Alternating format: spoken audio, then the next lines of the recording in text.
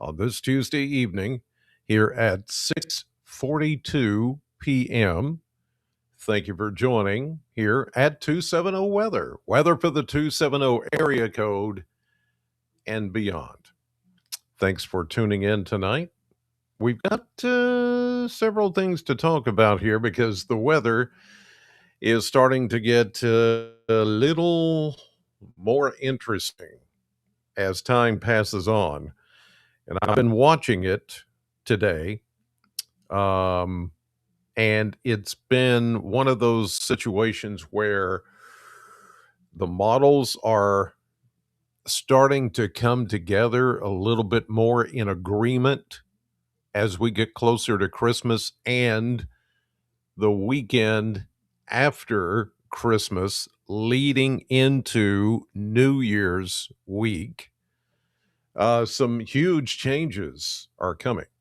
We're going to see potentially some record high temperatures being challenged, maybe not broken, maybe not even tied, but challenging.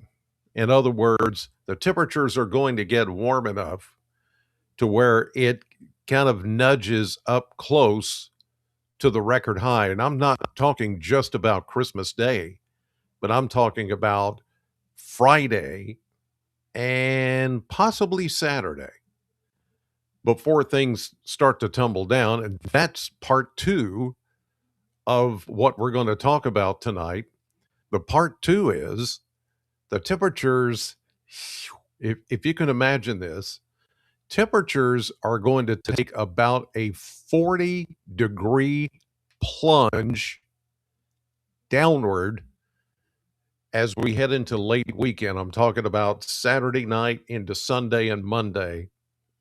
I mean, I hope your heaters are working because it's going to be a huge change. Just get ready for it because it's coming. Now, speaking of that, you may also need a generator. Wait a minute, let me get rid of this. Sorry about that. Yeah, here we go. You may say, I don't need that. I don't need that. Come on. You talk about the generators and you're talking about the heat and the cooling, the HVAC and R&R controls.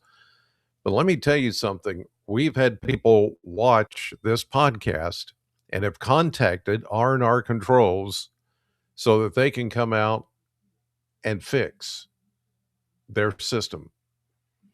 And you see how erratic. I know I'm doing the 6-7 thing, but that's not what I'm really doing. I'm showing erratic. I know it's like, oh, Chris Allen's doing, he knows the 6-7 thing. Well, no, that's not why I'm doing that. I'm talking about erratic weather. I told you months ago that this winter was going to behave crazy. Woo! And look, we go from one extreme to the other. We go from, what was it, early last week? We were in the single digits. Remember that? Single digits. And now we're talking about 70s for high temperatures and then taking a 40-degree drop in temperature. Now, if that's not erratic, I don't know what is. Wouldn't it be nice to know that you had your HVAC working like it should? Because it's working to go from cool to heat, and then back to cool, back to heat. And then how about having a generator for those times when it gets stormy, and then you're without power? Wouldn't it be great if you had the number one name in generators, and that's Generac? And wouldn't it be great if we had, say, an authorized dealer locally for generators, Generac generators specifically? We do. R&R Controls, based out of Brownsville. Yes, Brownsville. You got to say it like that. If somebody says Brownsville, they're not from around here. You got to say Brownsville. up there in Edmonson County. That's where R&R controls. It's just a good place. So why not call R&R Controls, get something set up so they can check out your HVAC, make sure it's working, and then also you can talk to them about a Generac generator. How about that? rnrhvac.com or call the number 270-777-2024. 270-777-2024, because with R&R Controls, you'll never be without. All right. So we've talked about the erratic weather that we've had and that we're going to have. So brace yourselves for what I'm going to show you. Now, today we had a high of 68 here on this Tuesday, December 23rd, Christmas Eve here at the airport. That's 68, 20 degrees warmer than the normal of 48. 20 degrees, yes, 20 degrees above normal. And the low was only 10 degrees cooler than the high at 58. And we've had only a trace of rainfall. And it's just that little kind of pesky rainfall that's just light. There's not much going on with it. And I don't anticipate much happening with any of the rain that is coming through. And there you see radar and satellite currently at 6:48 p.m. on this Tuesday night. And as you can see, it's very light rain that you're pushing through, and it's really weakening as it comes through. You can see the temperatures as well. It's 65 degrees right now where I sit at the Bowling Green Airport. 61 in Glasgow. Yeah, these are some nice temperatures. I'll take a more expansive view here so you can see that there's really not much else going on anywhere close. We may see a few more light rain showers try to push in overnight tonight. And if we do see a little clearing of this overcast sky, there could even be some fog that develops late tonight. And when you get up in the morning, you may see some of that. Let's check a HazCam in Litchfield from the Grayson County Emergency Management Office. And look, you can see those clouds, low clouds pushing through up there in Grayson County with a temperature at 63, a 9-mile-per-hour wind. There might be some drizzle going on, but that's about it. Just a lot of low clouds. Let's go west into Gage, Kentucky. That's in far western Kentucky. And you see there a thin layer of clouds. I see a star right there. And you see the moon breaking through some of the overcast. So places like that may get some fog tonight and early tomorrow morning. Temperature there, 65 degrees. Everybody is running mild this evening, and it just feels great. It just feels wonderful. Let's check some Mesonet data here at 6:51 p.m. And you see that most everyone is in the 60s, low 60s, everywhere you look, even here in Warren County. As we check the high temperature of the day, most everybody made it into the mid, and even a few, looks like a few upper 60s or close to it. How about low temperatures this morning? Started out in the 50s, all over the place. How about precipitation today? Well, trace here. You see 1/100th of an inch at Western's Ag Expo Center. There's a sensor there. And 1/100th of an inch up at the Corvette plant. Looks like Litchfield got the same thing. As you go further west, this is where the better rainfall has happened. But even there, we're talking less than a tenth of an inch, except for this would be Trigg County, Cadiz, Kentucky, picked up 11 hundredths of an inch of rain, just over a tenth of an inch. How about the winds? Well, the winds are coming out of the southwest right now at 6:52 p.m. from the southwest, as I mentioned, around 5. We did have some breezes today. Gust right now, there's a little here and there, not much, but the peak wind gust today did make it up to, say, 15 to 25 miles per hour in several places. And all those winds were coming up out of the south. All right, we move on now to the weather charts, the weather maps, and here we are with the current setting of light rain sprinkles, drizzle, and what you've seen today is what you're going to get tonight and what you're going to get tomorrow. Not much changes here. It's all very light and spotty.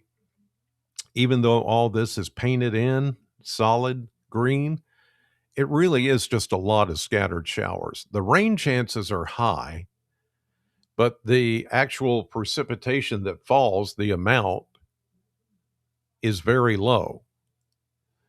So you can have 40, 50, 60% chance of showers. That talks about the coverage. I think I explained that last night because people get confused what a chance of rain really is. What it means is the area of coverage. There's a 40% chance tonight that you will get rained on, 40% around your area. It doesn't mean how hard the rain will be, and it has absolutely nothing to do with the amount of rain that you get. We're going to get a 40% chance of very light rain that's not going to amount to a hill of beans, as my grandpa used to say. It's really not, it's trace amounts, less than a tenth of an inch, but it's at 40%, some places 50 to 60%, and they're still only going to get very little rain. Here is the cold front, if you can even call it that, that's going to come in tonight. It's actually going to dissolve over the area. It's just, it doesn't have a lot of support. And as you can see there, this is midnight. It pushes down some of the light rain toward the Tennessee border and north of the front, where skies will begin to clear tonight. That's where we're most likely to see fog by early in the morning. Here's 6 a.m. in the morning. There you see still a small chance of scattered light rain, and around it, some patchy fog. Now, this front, even though it doesn't completely dissolve, it's really going to push south of us, but then retreat tomorrow as a warm front. And you can see it happening right there. This is midday tomorrow. The front that is just barely a front kind of comes down across the Nashville area, Middle Tennessee, and then it pushes back to the north.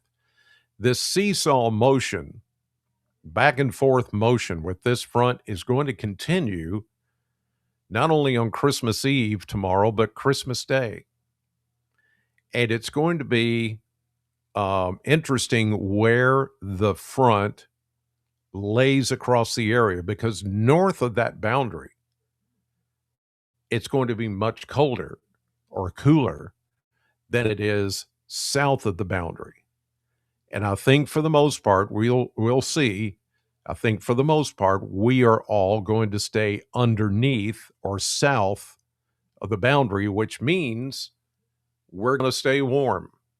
Anybody north of the boundary, though, is going to be cooler. So tomorrow, we may see a lot of different temperatures just through the state of Kentucky from top to bottom.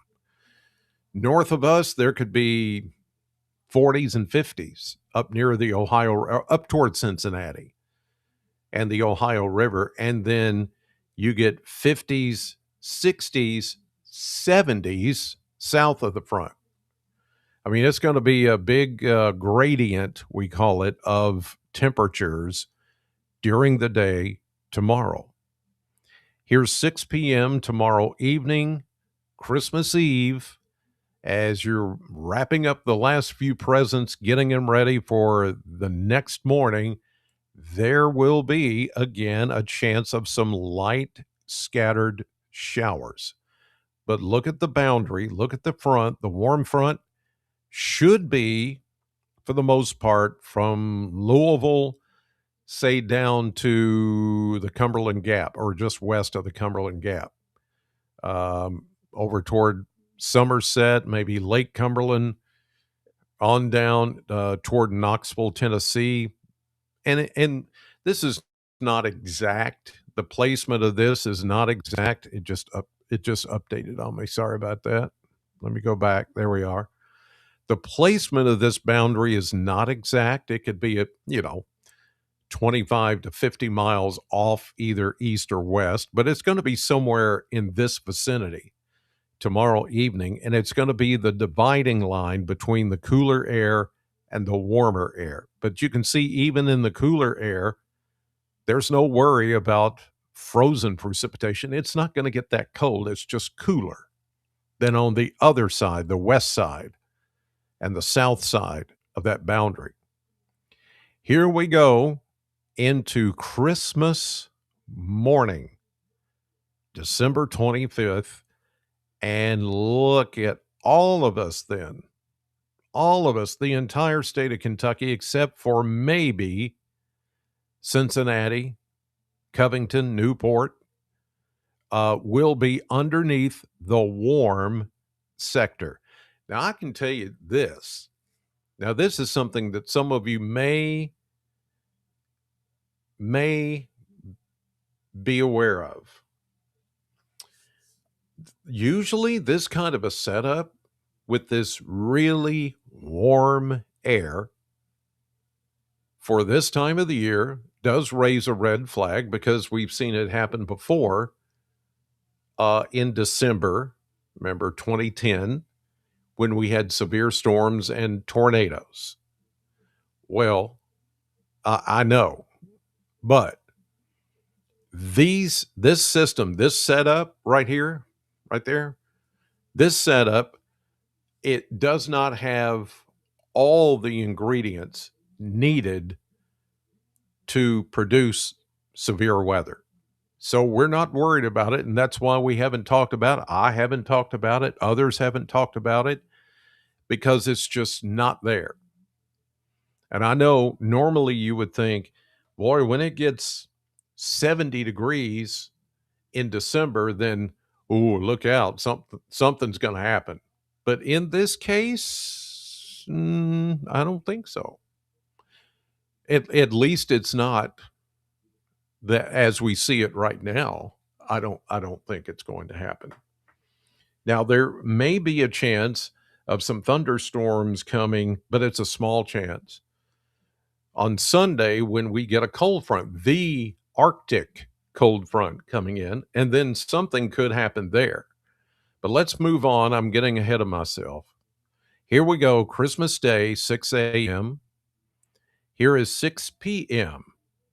Christmas Day. And now the front starts to move south. But again, even in the cooler air in the showers north of the front, it's all just going to be liquid. It's all just going to be rain. South of the front, warm temperatures with light rain scattered. Here's Friday, and again, the front retreats. Remember I said it was going to kind of wobble back and forth or wiggle back and forth? There you go. There's proof of it. Now the front goes back to the north. Everybody gets back under the warm sector. And here we go into Saturday. And finally, the front sort of moves out, but then it stalls. into eastern Kentucky and West Virginia. Now, what we're waiting on is the big cold front, the Arctic front, which is way back here and is going to punch in here late Saturday into Sunday. Now, this is what we're looking at that's going to change everything. Once this next front comes in on Sunday, still with some rain, and yes, there could be some thunderstorms. Now, what we're missing here are the finer details because this is still considered long range and not short range. So we can't see right now the minute, finer details of how this is going to play out. So you can see we went from 6 a.m. Saturday, that's the way the front looks, to a 24-hour period after that, 6 a.m. Sunday. What you're not seeing, what you're missing is in between that last graphic and this graphic. That's a 24-hour swing. Now, what's going to happen is this system's going to come in with a good chance of showers and maybe thunderstorms. I mean, the models are still kind of out on whether there's actually going to be thunder. There is a model that the Weather Service runs that is actually a little AI. It's a little, well, they call it machine learning. It's a machine learning system that takes into account all the other times that we've had thunderstorms in this same period of time, years and years and years of December 28th or the end of December, and it's trying to put out thunder, but that doesn't mean severe weather. So we may get some thunder on Sunday as that front comes in, but let me tell you, look at all this. See those equal lines there, those tight lines? That's wind, and the direction the winds are coming from is the north. So it's a cold wind. All the precipitation should be gone from Kentucky by the time the coldest air arrives. This is 6 a.m. Monday.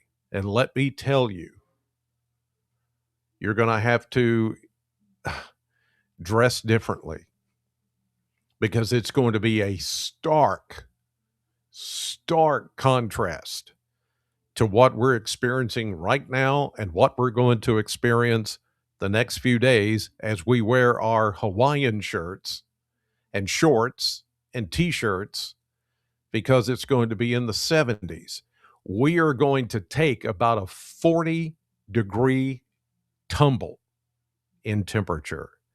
And we're talking about, let's see, Sunday night. Well, let's see, Sunday we're going to go from, say, the low 60s, maybe even mid 60s, down to about 20, maybe even 19 Sunday night.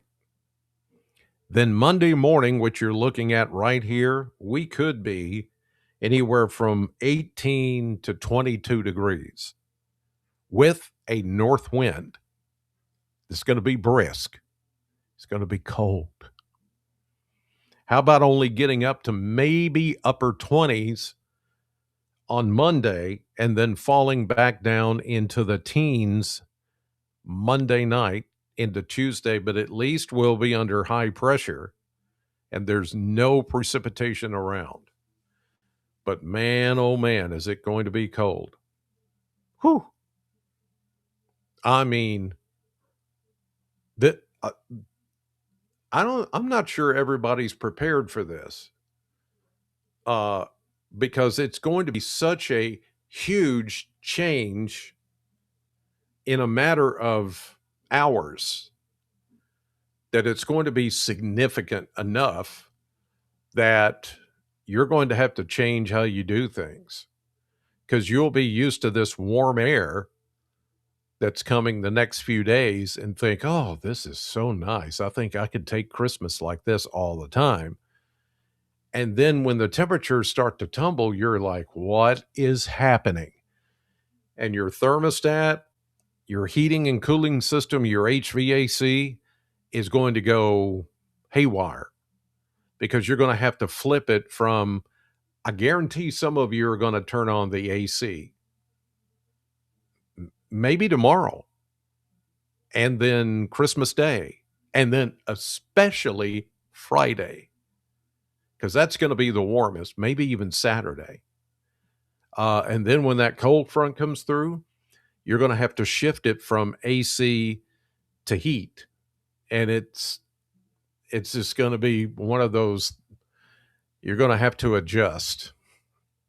Here's a look at the European model, which has been very good at handling this big change that's coming so far.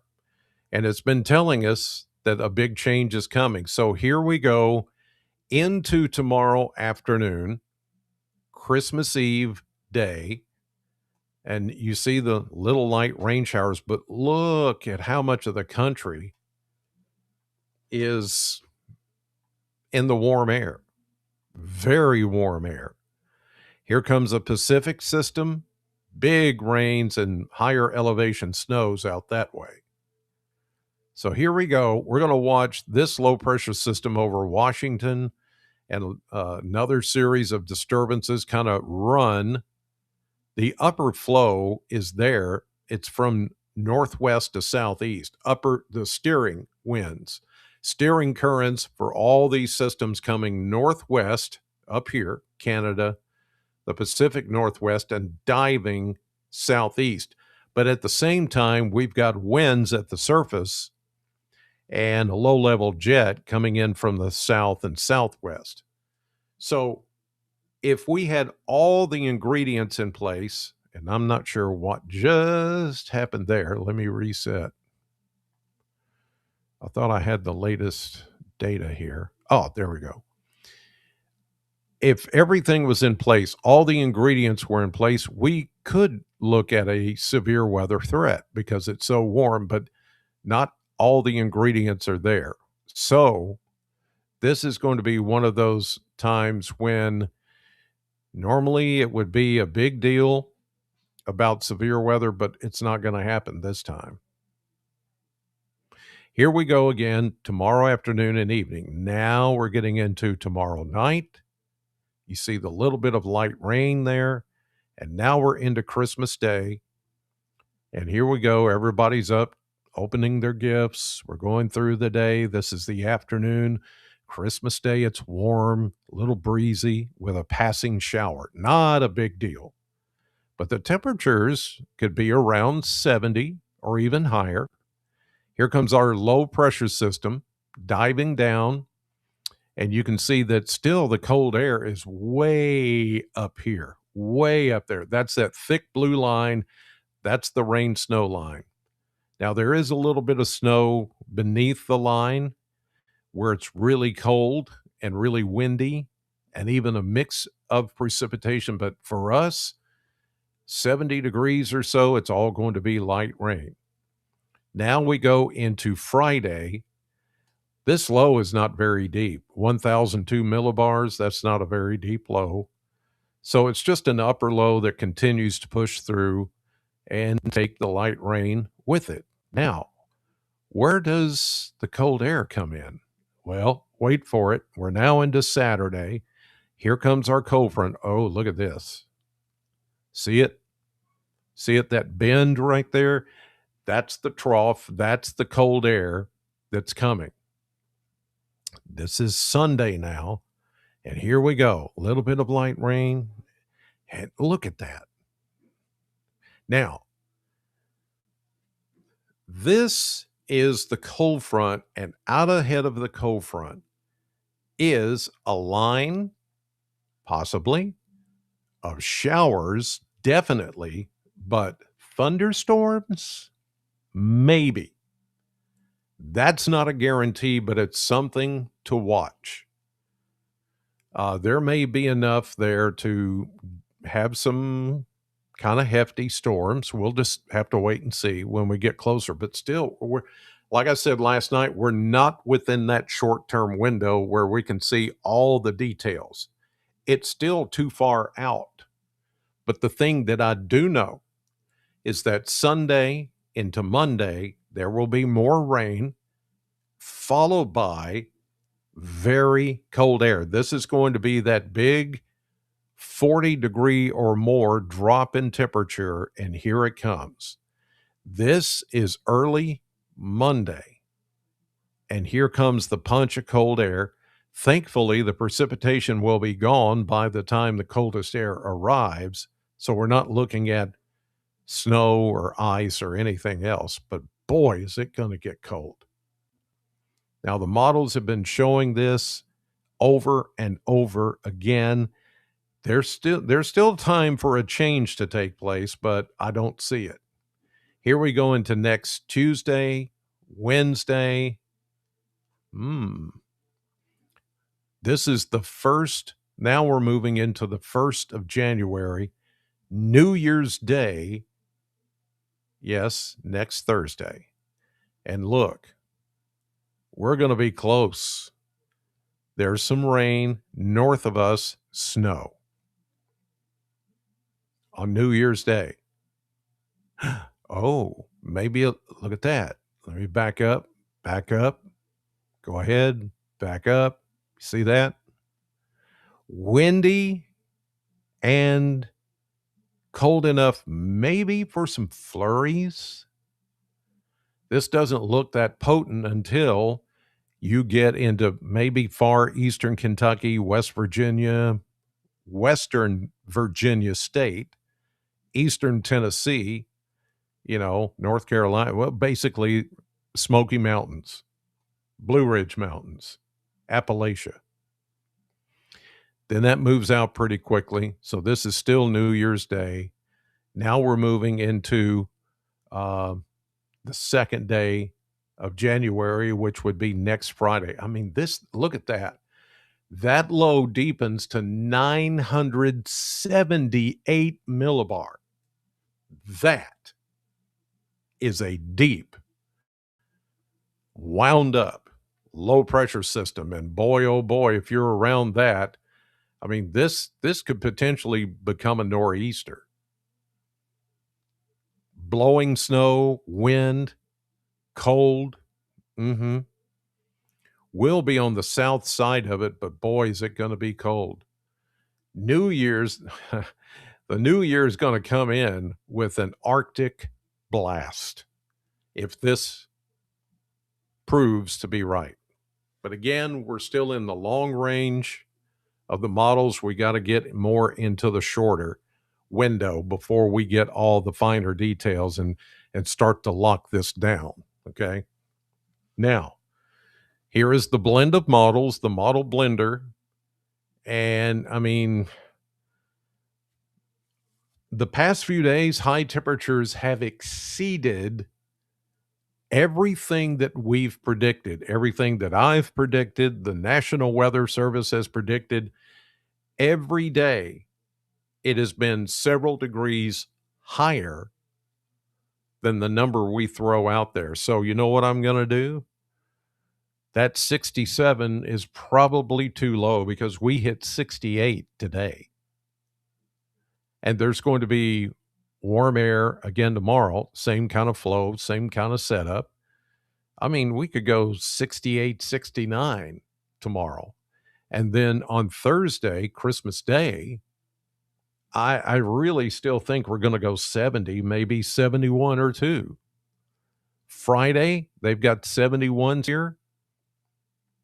That could be 73, 74, near record highs every single day, but especially Friday and Saturday before it all comes crashing down. Now, there's going to be a bit of a cool down from Saturday into Saturday night. As you can see, we go from low 70s to mid 60s, but the really big shot of cold air, and you've got to look at this chart. This is the high for Sunday. This is the low, not the number that's beneath it. Okay. So it goes like at a catty corner. So you read this, the high will be mid 60s on Sunday, but then Sunday night into Monday morning because lows actually happen in the morning and not the night. They happen after midnight usually. So it's going to go from 66 to 24. There's your 40-degree drop in temperature. Yeah, pretty much. Then it's only going to get up to 31 Monday afternoon. Then Monday night into Tuesday, 31 to 17, 32 to 21. As we get into New Year's Eve, it's only going to get up to 39 and fall to 21 at the stroke of midnight, probably close to it, on New Year's Day. And it's only going to get up to 37, then back down to 18, then up to 38, then back down to 27. So almost on cue. The exception is this is the process is going to start before the new year starts by a couple of days. But really, much colder Arctic air is going to take over right as the new year starts. So if you're planning something for New Year's Eve, I would go ahead and just make plans that it's going to be very cold. Some people like to go out and do things like shoot fireworks and things like that for New Year's. Whew, it's going to be cold, very cold. So, two things: don't get used to this warm air because it's about to say bye bye, Felicia. And then the other thing is by New Year's or even before that, seriously cold air is going to take over. So I know what you're thinking. Is there going to be snow? Well, I don't know. I really don't know that right now. We'll just have to wait and see. But all I do know is warmth is going to go away and it's really going to get cold. hmm Um, a few comments, and you can see there on the left hand side, some of you are chiming in and sending me little stars and things like that. Thank you. Rita, good news, no severe storms. Thanks. Well, let's hope not. I think I think we're going to be okay. We still got to wait on Sunday, that cold front. Still too far out, but I think we're going to be all right. Um, Jonas Blair, what about 94? Remember? Oh, how can I forget 94? Ice and snow, the ice storm that, I mean, crippled us here in Southern Kentucky and closed parkways and interstates. I still remember 94. It was Governor Brereton Jones. Remember him? He closed all the parkways and the interstates, and the only people that could be out there was the Kentucky National Guard. Anybody else remember that? Oh boy, I remember it. Um, the house that we lived in, and it was over close to where Holly is. When we lived there, we were the only home or one of the only few homes that still had electricity and our power did not go out. So what happened was um, a lot of us were still working, of course, on television. At the time, I was at 13, and some of like people like Amy Bingham and Gene Burke, uh, they're at their homes, their power was out. So I invited them to come to my house, take a shower, change clothes, eat food. For several days, we did that. I mean, that storm paralyzed us for, gosh, what, 2 weeks? Some people didn't have their power back on. It took a month. But we were one of the fortunate few that had power. And so Amy and Jean and different ones came over and took showers and refreshed and ate a hot meal and then went right back to Channel 13 to go to work because we couldn't stop working. And remember, there was a gas explosion. Remember that? A gas explosion. I can't remember what street that was on, but a couple of houses blew up because a gas line ruptured and it became national news. The networks came to Bowling Green and they tapped us, of course, ABC, to help with the coverage. That was 94. I will never forget that because it was a big deal. But eventually everything got back to normal, but golly, it took forever to get things back. Electricity and things like all infrastructure, opening the parkways and the interstates, that took a long time. And there were cars and trucks and things stranded on Interstate 65 and Bluegrass Parkway and different places. It was bizarre. I don't want that to happen again. That was just a crazy, crazy system. I don't see anything like that coming, but just the big contrast of going from 70s to 20s, 30s, and teens, it's going to be a shock to the system, your system and your HVAC. So you might want to give R&R a call. I'm just throwing that out there. Tomorrow they'll be in the office, I think, and then they're closed Thursday and Friday, Christmas Day and Friday. But anyway, that's going to do it for this edition of 270 Weather. Thank you for watching. God bless you and have a great night, and I'll see you tomorrow.